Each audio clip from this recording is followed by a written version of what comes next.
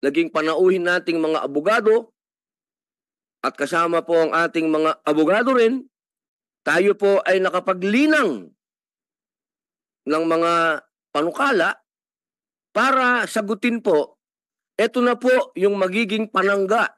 Ito na po ang magiging shield ng mga gustong magsalita, yung mga gustong magreklamo sa ngayon. Ito na po ang magiging sandigan ninyo kung ito po ay magiging batas. Ang ibig pong sabihin, nakuha na po ng komite nito ang gusto namin. Ano po ba ang gusto namin? Ang amin pong mandato ay gumawa ng panukalang batas para maging batas. Hindi po kami para maging husgado. Hindi po ako huwes. At wala pong huwes dito sa komite nito. Wala po kaming sinasabi dito na siya ang guilty. Kaya yung mga bumabatikos po dito sa komite nito na kami daw, ginawa na namin guilty si ganito, guilty si ganon. Wala po kaming sinabing ganon.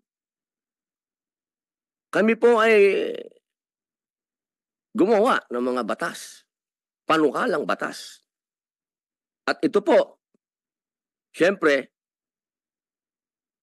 pinagpapasalamat po natin sa mga abogado na nag-research, nagsunog ng mga kilay, at ito po ay na-file na. Ito po ang Senate Bill number 2777. Ang panukalang ito ay naglalayong magbigay ng mas mabigat na parusa. Kasama po ang kamatayan. Yan, hindi pa nga po natin yan na isusulong pa yung death penalty. Pero ito po ay naandoon na sa dating batas. Pero hindi lang po ito inaakibat sa mga medyo meron pong diskriminasyon pagdating sa lalaki, wala pong ganito Ito po, binabago natin. Ang panukalang batas na ito ay naglalayong magbigay ng mas mabigat na parusa kasama ang kamatayan laban sa sexual assault sa pamamagitan ng pagpapalakas ng kasalukuyang Anti-Rape Law of 1997. Layunin po nito na tiyaking hindi lang mas malakas ang ating mga batas, kung hindi mas gender responsive dahil parehas pong lalaki at babae ang biktima ng sexual assault. Kasama na po dito, siyempre po, ang ating pong ginagalang na mga LG.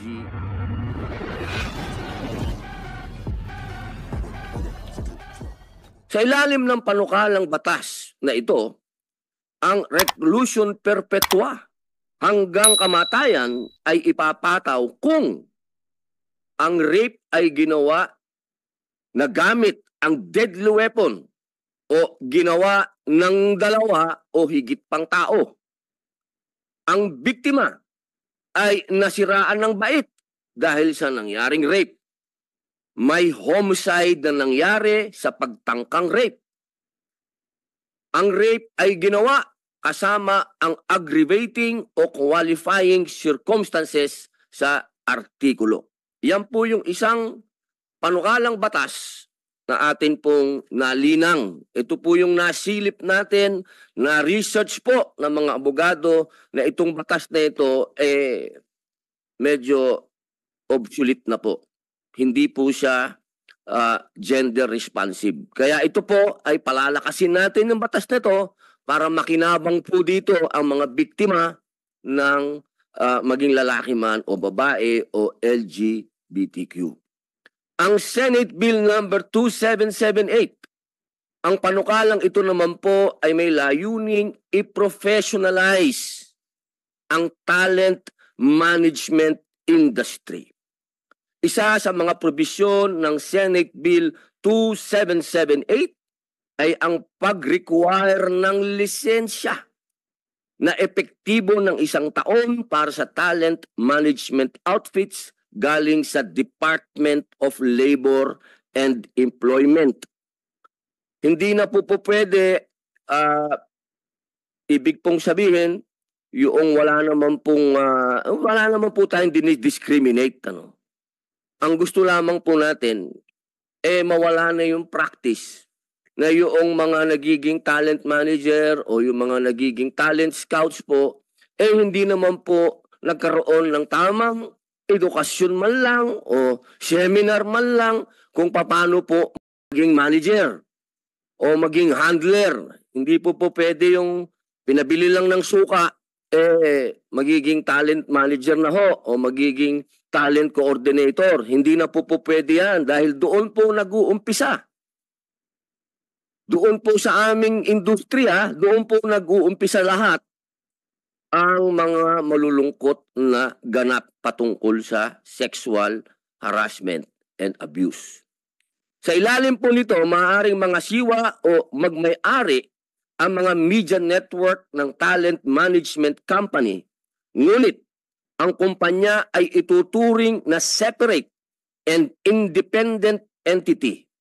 Ang media network rin po ay mananagot na magbayad ng danyos kung ang talent manager, kung saan ito may kontrata, regular employee man siya o hindi, ay na-convict ng rape, sexual assault, sexual harassment, o violence. Ibig pong sabihin, meron na pong obligasyon ang media network po na mananagot din po sila na magbayad ng danyos. Opo, hindi po pwede na wala pong damages. Hindi po pwede na ang media network ay hindi po wala silang parte kung yung pong inireklamo ay makonvict. Ito po, ito po yung pangatlo. Senate Bill number 2810. Ang panukalang ito ay naglalayong taasan ang mga multa sa mga lalabag sa sinasaad ng Safe Spaces Act or the Bawal Bastos Law. Ito po'y binasa ko, napakaganda po ng batas na ito. Habang binabasa ko po ito, ako ay talagang, wala naman po akong ibig sabihin, pero napakalapit nito sa mga katuruan sa Islam, yung distansya, bawal mo nang tingnan, bawal mong hawakan. Nakakatuwa lang po, ay iniimbita ko po ang mga taong bayan natin. Basahin niyo po ito. Talagang, ito, kailangan po nating malaman ito dahil bawal na po si Casanova ngayon. Alam niyo, may mga naging practice po. Hindi lang po ito practice ng mga kalalakihan, pati po ang kababaihan, meron na po talagang nakasanayan. Dahil sa, alam nyo, ang henerasyon natin, iba't iba umiikot ang henerasyon. Ang henerasyon ngayon, iba na sa henerasyon namin. Marami doon sa henerasyon namin na hindi mo na pwedeng gawin ngayon. Dahil lalabag ka na rito sa batas na to. Kaya dapat po magkaroon tayo ng malawakang pagpapaliwanag dito sa batas na ito. Ito po ay tugon natin sa mga pahayag at patotoo na hindi iniinda ng mga kumpanya ang maliliit na halaga ng multa na nakasaad sa ating kasalukuyang batas. Nagdagdag din po tayo ng exemplary damages mula sa mga employer kung magkakaroon ng conviction sa mga nakasuhan ng harassment sa lugar ng trabaho. Kasalukuyan po ay binubusisi rin po namin ang posibilidad ng pagpapataw ng danyos sa mga employer ayon sa law on torts. Bukod po rito, patuloy ang aming pakikiugnayan sa kagawaran ng hustisya upang mapag-aralan po ang maaaring pagbabago sa ating revised penal code na nabuo pa noong 1930s. Gayun din po sa ating Family Code of 1988. Ito po yung sinasabi ng maraming kababayan natin, bakit daw po tayo napunta na dito sa Revised Penal Code at sa Family Code. Alam niyo po, hindi po tayo pwedeng pagka nababanggit itong mga code nito, hindi po natin to pwedeng isawalang bahala. Dahil ito pong mga code nito, ito po ay dito pa rin. Nagbabase ang ating mga huwes. Kung ito po ay ginawa pa noong 1930s, may gusto, My goodness naman, no? 100 years na po ito. Ilang taon na lang. Siguro naman, obvious naman po na dapat na po natin ito talagang bisitahin muli. At yung mga nakasaad po dito, pag-retire rin na po natin. Gumawa na po tayo ng mga bagong penal code at family code. Natutugma po yan sa panahon natin ngayon. Alam nyo, nakakatawang isipin na pinagtatalunan ito hanggang sa ngayon kung kailan babaguhin ito. Pambihira naman, no? Gustong-gusto nating umusad pero ang tagal nating magbago. Pero maganda naman ang balita dahil ang sabi po ng DOJ nung kausap natin sila, meron na pong mga hakbang para itong mga code na ito makasabay na po sa panahon ngayon. Nakakalungkot pong isipin pero naniniwala po ako na nakapag-commit sa atin ang DOJ na makikipagtulungan po sa ating opisina para magawa po natin ng pinakamabilis na ito pong mga code na ito ay babago. At siyempre po naman, bilang panghuli, tayo po ay nagpapasalamat din sa Office of the Court Administrator po ito ng Supreme Court. Sapagkat napag-usapan din po natin ng pagdinig na pag-aaralan po nila na magkaroon ng korte. Particular po na tatalakay sa mga kaso ng sexual harassment doon po sa workplace. Yun po ang ating pakiusap sa kanila dahil sa ating pong paniwala.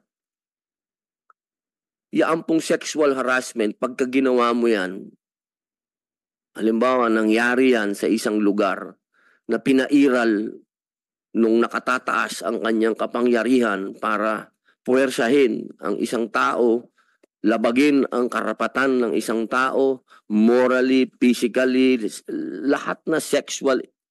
Palagay ko po yung isang bagay na yan ay pwedeng pag-umpisahan talaga ng mental health problem. Kaya hindi po ito dapat patagalin. Pag ito ay nagkaroon ng kaso, kailangan po desisyon ng kagad. Hindi po ito pwedeng isa po yan sa mga dahilan kung bakit kami nag-cancel ng mga bisita po namin ngayon, sapagkat sa kadahilan ng yung iba pong kaso medyo may katagalan na po. Ang hirap na pong ipangako sa kanila na meron pa po tayong magagawa dahil wala naman po tayong, marami po tayong mga batas na dapat, panukalang batas na dapat isulong sa pangyayaring ito. Para po yung mga katulad po niyan, ng mga cold case, yung mga tinatawag na matagal nang nangyari, ngayon bubuksan, ngayon irereklamo yung isang tao, yung inirereklamo meron ng pamilya o yung mapakabigat po ng usapin nito. Pinagmumulan po siya ng napakadaming, nagiging sensationalized po siya. Kaya nagdesisyon po kami na ito na lang. Meron na tayong mga batas na panukalang batas, ito na.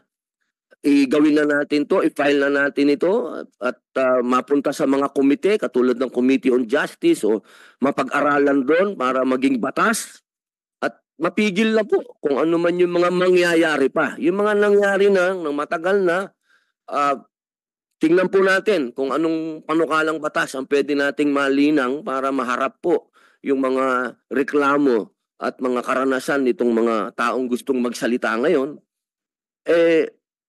Titingnan po natin, pero sa ngayon, sa ginawa po namin pagdinig, yan po yung mga batas na aming panukalang batas na amin nalinang. Meron pa pong isa, pero pinag-aaralan pa po namin ng maigi, lalong-lalo na po yung ating mga abogado, yung pong halimbawa, yung media network na inireklamo ng isang empleyado nila o artista o news reporter o kahit sino doon sa media network na nagreklamo na napagkaisahan na wag na siyang bigyan ng trabaho. Inaksyonan nga nung media network, sinuspindi nga yung nireklamo ng tao, pero nung nasuspindi na yung inireklamo, yung nagreklamo naman, hindi na binigyan ng trabaho. Nawalan na ng buhay dun sa buong industriya niya o dun sa buong workplace niya kahit saan sa lumipat na trabaho dahil may koneksyon yung opisinang yon, hindi na siya nagkaroon ng trabaho, kailangan po merong matinding kaso dyan. Kailangan merong batas dyan na hindi dapat kailanman magkaroon ng conspiracy doon sa taong nagreklamo. Hindi pwede, kailangan meron po yung moral damages. Pinag-uusapan po namin napag-desisyon ng kagabi na walang criminal liability. Pero sa damages, civil dapat meron. Moral damages meron. O, hindi po pwedeng wala. Yan po ang aming ganap ngayong